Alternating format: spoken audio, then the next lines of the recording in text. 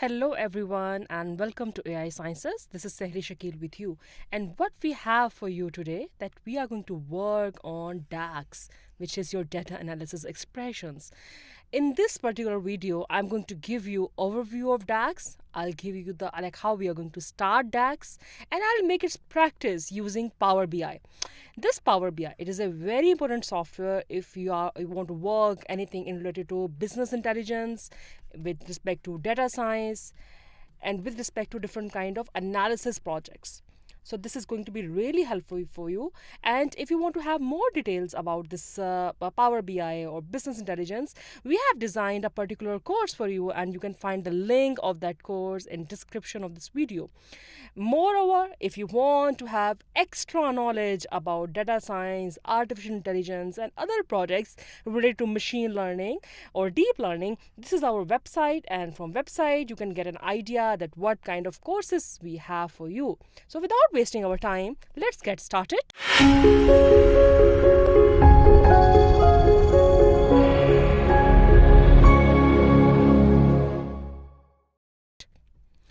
First of all, I need to tell you that what is basically DAX.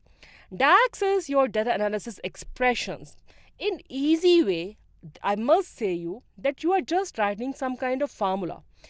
Very easy formula. For example, when we used to write formulas in Excel or in PowerPoint, you used to write for example, you calculate like summation or difference, or calculating average, which in a more statistical term we say as mean. So this is all we are talking about, the simple formula.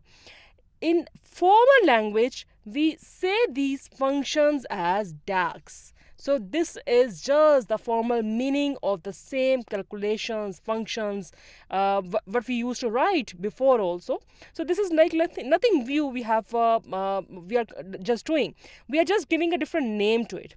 And when we are considering it in Power BI, it means we are giving more power to it. We can include functions, operators, values, calculations, queries, not only on the data itself, on the table itself, or you can write on different kind of row level security. So you have different kind of options which you can apply. And when you are talking about Power BI, this is giving you more easiness. How it is giving you easiness, I'll talk about it also. So DAX formulas, they can be calculated, or they can, I must say that can be categorized in the form of measures, in calculated column, calculated tables, or row level security. So these are four different categories which we are considering in writing our DAX formula. In this video, I'm just focusing on the measure. Measures are dynamic calculations. Now, what is this word for you? Calculations are being done, but dynamically? You must be surprised at what I'm talking about. So this is something, for example, if you have some budget and you're like a kind of pocket money is being given to you, and you just calculate in your mind that this is your this month expenditure, and you need to purchase anything in terms of purchases. So what kind of and money you have. So this is just you are making a kind of a budget in your mind. This is same as your measures are talking about, that you are not doing anything physically. By not doing physically, what is happening, that you are not capturing extra space. So this is increasing your efficiency. Similarly, effectiveness is increasing, and this is enhancing your performance. So this is all our beauties of using DAX measures. And why we are calculating it, why we need it, because when we are doing it dynamically, then we are using it just to represent the answers in the reports. So this is the basic thing which we must know, and how we are going to write it. For that, I'll take you to the interface of Power BI. So let's go over there. So this is our Power BI interface. I'll start it by getting some data. After getting data, like it will ask you that from where you want to export your data, or which kind of data you want to connect. I want to connect Excel data, and this is one Excel file. I'm going to import it in my Power BI. If you have just noticed that you will be having variety of options which you can open in your dataset, and after opening, this is not the case that you are just concentrated on the one dataset. You can import more than one dataset also in the under the same interface, and from one dataset also, this is your choice that which kind of tables you want to load. So I have selected tables which I want to import in my dataset. So they are just working, that is complete, and once they are being completed, this will appear in my fields option here. Because like here I'm not going in much detail, I'm just concerned that how I'm going to create the DAX for the measures, so that my focus is on that, how I'm going to create it. Let's let it open, and then after opening in these three tabs, I'm going towards my data tab. So after importing, you will notice here that here fields will be added. These are my tables, and for each table fields are being added. I'm interested that in my different tables, let's go in my sales table, and when I'm clicking on sales table here, and then I'm going in my data view, this sales table is being created. It's not being created, it is being opened. So I'm going in the new measure. What I'm going to do, that from my sales, I'm interested that I want to calculate my sales. So let's go in my sales table. Yes, here we are. And in my sales table,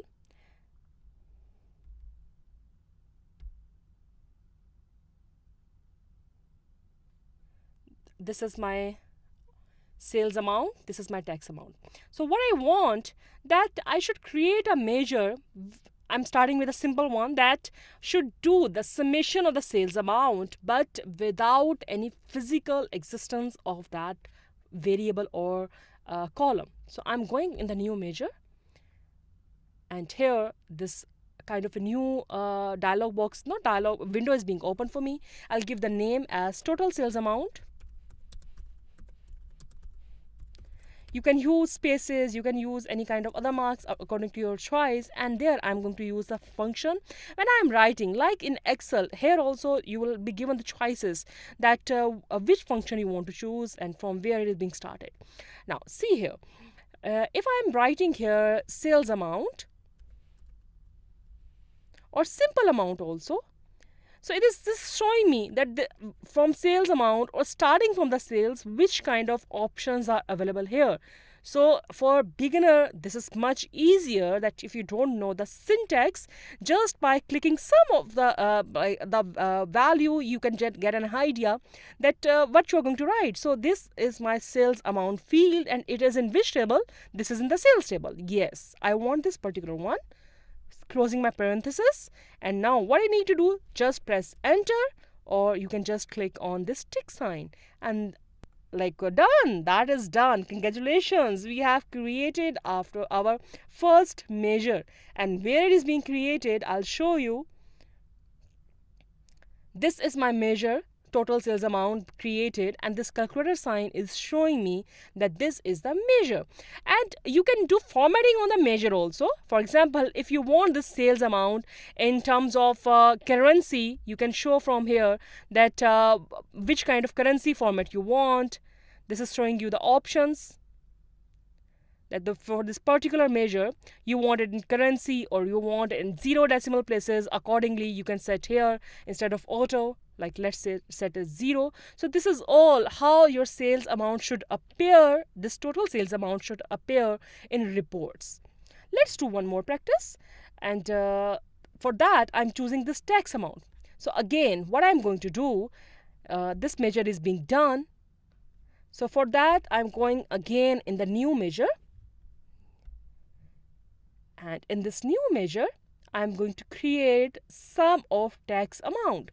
So I'm writing the name as total tax amount,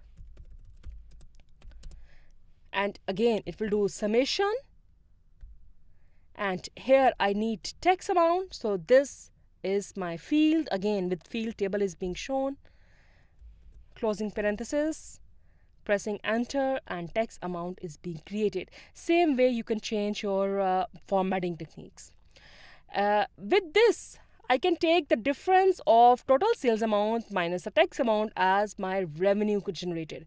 So for that, let's say calculate the quick measure. So for quick measure, what kind of calculation you need? For that, I need as my subtraction. And for this, which value is what is my base value? My base value, I'm using my measure which I just created. So this is my total sales amount. Let's drag it here.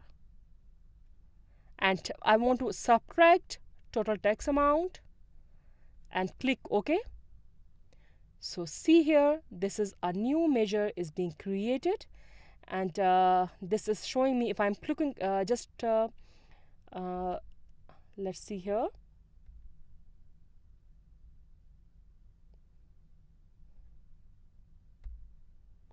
And when I'm clicking here, this is showing me that total sales amount minus total text amount is equal to total sales minus total text, and you have not created by yourself, you have created by quick measure. This is how you're going to write measures. We are just winding up here, but story is not ending. We have much more to do. So for that, if you want to have more practice, we have our course on of business intelligence, which is the link of that is given in the description box. You can go over there, you can get more knowledge, or if you want to have some extra thing which you want to understand, you can give us the comment and we'll definitely look over it. So for more knowledge, stay tuned with us and keep learning.